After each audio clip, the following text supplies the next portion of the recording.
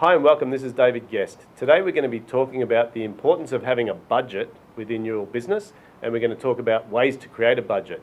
So I'm very fortunate to have Lex Tannenbaum with me today, who has been a CEO of a pharmaceutical wholesaler, but has also been involved in commerce in business for many, many years and is now a coach. So welcome, Lex. Thanks very much, David. Nice to be here. So we're talking about budgets. Now, I know that my experience with budgets is most people glaze over when we talk about financials, but tell me the importance of a budget. Well, David, we know how important it is for small companies, small businesses, to plan for the future. Because without a plan, it's very difficult to get to where you want to go to achieve your goals. Yep. A very important part of a plan is the financial plan. Because without financials, without achieving the numbers that you want, you don't have a business. Yep. A very important part of planning then is to have a budget, to know where you want to go, what do you want to achieve, and to be able to track your performance against your plan, against your budget. Right. So really what you're saying is the financials are the ultimate measure in a business? Yes, that is indeed the financials Okay. are the ultimate measure, because without a profit, without cash, you don't have a business.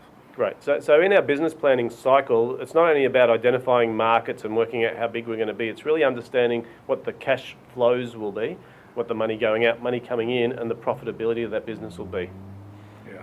Without all the plans that you make, all the strategies that you have, the ultimate goal is to make sure that you have enough cash in the bank, that you make the profit, and you're able to have the lifestyle that you want.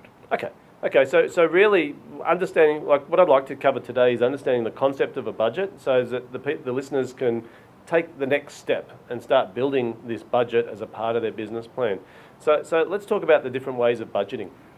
Well, there are two basic ways of creating a budget. The one I like to call a zero-based budget, where you start with nothing, you start from the ground up, and you build a budget according to your resources, according to what you think you can build, what you think you can create from the plans and strategies that you have. Yep. That's more difficult. It requires more effort to create that budget from the ground up. The second way of creating a budget is based on the history of your business. Right. So you take what you achieved in the previous years and you project what you think you can achieve in the years to come. Okay. Much easier to build that kind of a budget, different kind of process involved. So really, I suppose, there's two main aspects to a budget. One would be expenses. Yes. And really that's fairly easy because we can look historically at what we spent last year, and predominantly we can predict what's going to happen over the next year or so. The income side is a bit trickier, isn't it? Well, the income side, yes, it is trickier because it depends on so many different elements, the market, Yep. your marketing ability, the strategies that you're going to adopt. But on the other hand, it's no different to predicting what the expenses are going to be by taking your previous turnover, factoring in the strategies that you're going to adopt, and predicting what you think you can achieve in the year to come. Great. It's no more than a prediction, and as you track yourself, you're going to track through the months, you're going to be able to see how accurate your predictions are. Okay. So really, just to summarise, there's two ways to budget. One is based on history. Yes. So really looking at what we did in the past and then adding some sort of growth aspect to that. Yes. And the other way, which you called zero-based budgeting, which is really looking at what the potential of a marketplace is, or Yes. what our capacity or maximum utilisation is, Yes. and then aiming towards that number. Yes. So really using these numbers is a way of tracking quite specifically and measurably whether we're on the right path or not. That's the objective, to see whether you're on the right path to achieve your objectives for the year. Okay. So let me ask you a funny question. What stops people from doing a budget? I think the biggest thing that stops people from doing a budget is that they think it's too hard. It's actually just too hard. They put it in the too hard basket. Yep. And sometimes reporting is even in the too hard basket. Right. The budget is just too hard to do, and they never get around to it. It's something that we'll do, but we'll get around to it sometime, and they just don't. Okay, so people procrastinate budgeting because it overwhelms them. It's lots of numbers. They're not really sure if it's accurate or not because it's a prediction. Yes. They don't have a method to follow. Yes.